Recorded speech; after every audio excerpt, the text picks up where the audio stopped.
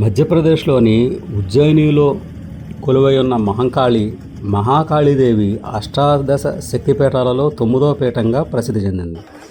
దక్షయజ్ఞానంతరం సతీదేవి శరీర విభజన సమయంలో ఆమె పాదభాగం ఇక్కడ పడినట్లు పురాణాల విశ్వాసం.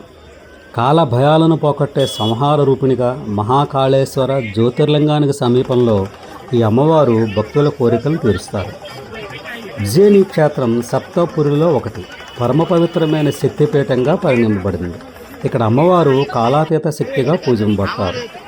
సతీదేవి దేహత్యాగం చేసిన తర్వాత శివుడు సతీదేవి పార్థివ దేహంతో తాండవం చేస్తుండగా విష్ణుమూర్తి సుదర్శన చక్రంతో ఆ దేహాన్ని ఖండించినప్పుడు ఇక్కడ పాదాలు పడ్డాయని పురాణాలు చెప్తున్నాయి.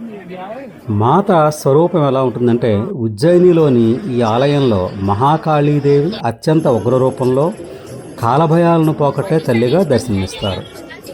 మహాకాళేశ్వర జ్యోతిర్లింగ క్షేత్రానికి సమీపంలో ఉండటం వల్ల ఇక్కడ శివశక్తి తత్వాల సమన్వయం కనిపిస్తుంది. ఇక్కడ ప్రత్యేకత ఏమిటంటే, అమావాస్య నవరాత్రి సమయాల్లో ఇక్కడ విశేష పూజలు జరుగుతాయి.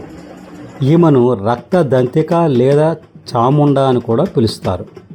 ఉజ్జయినిపేట మహాశక్తి మహాకాళి ఆలయం అష్టాదశ పీఠాలు ఇదొక 9వ శక్తిపీఠం. ఉజ్జయిన నగరం ద్వాదశ జ్యోతిర్లింగాలలో 9వది. ఉజ్జయిని నగరానికి అవంతి అనే మరో పేరు కూడా ఉంది.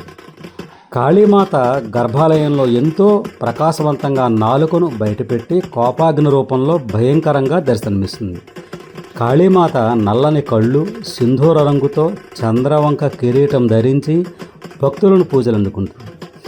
ఆలయంలో మహాలక్ష్మి సరస్వతి విగ్రహాల మధ్య మహాకాళి విగ్రహం దర్శనమిస్తుంది.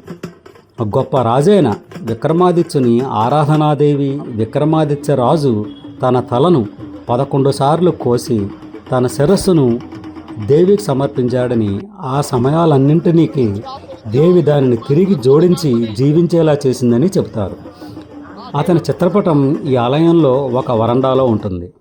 ఆలయంలో ప్రతిరోజు సాయంత్రం 15 అడుగుల ఎత్తులో వెలిగించే 2 ప్రత్యేకమైన దేవదారు వృక్షం ఆకారపు ఇనుప దీపాల స్తంభాలు ఉన్నాయి.